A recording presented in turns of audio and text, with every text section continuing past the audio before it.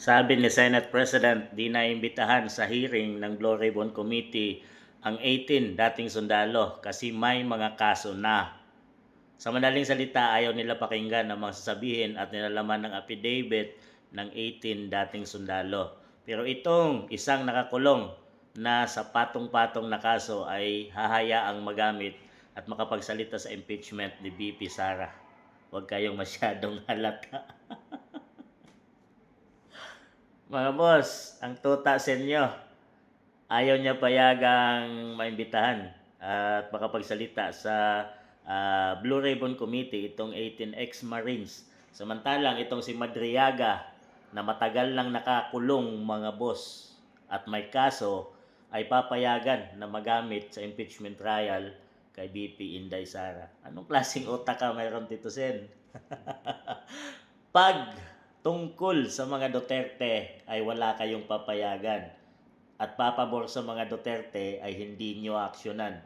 At ang kaso or ang investigation ay magtuturo na papunta kay PBBM administration o kay Romualdez ay hindi nyo na, ililihis nyo na. Pero ang lahat, pagpabor kay BP Inday Sara ay papayagan ninyo. So ganon mga boss, ganon kakitid at ganon ka talagang halatang halata ang kanilang mga ginagawang investigation. Ang lahat ay papabor lang talaga sa talagang administration. Dahil mga boss, alam naman natin, pilit na sinasabi at nabayaran siguro ng mali-malitang basura itong si Senate President, mga boss, si Tito Soto. At alam naman natin na hindi ka naman iimik kung walang kapalit ang lahat. Mga boss, wala nang bayani ngayon. Kalat at pera-pirahan lang ang talagang galawan under administration at marami sa mga congressman ay nabayaran ng mga boss. Bakit ganon?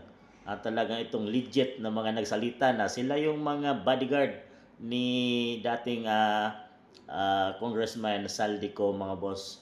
At talagang at sila yung nagdala ng mga maleta. Talagang pero ayaw nila ngayong pansinin dahil natatakot sila, mga boss. Siyempre na baka mabulyaso na ang lahat.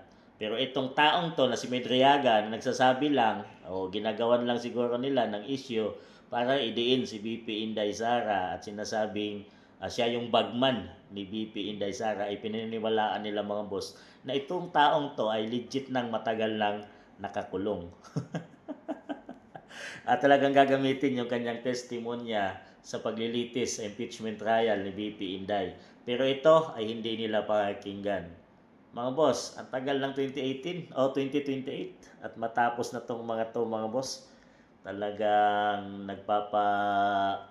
ano tong mga to ngayon dahil nasa kapangyarihan sila, mga boss.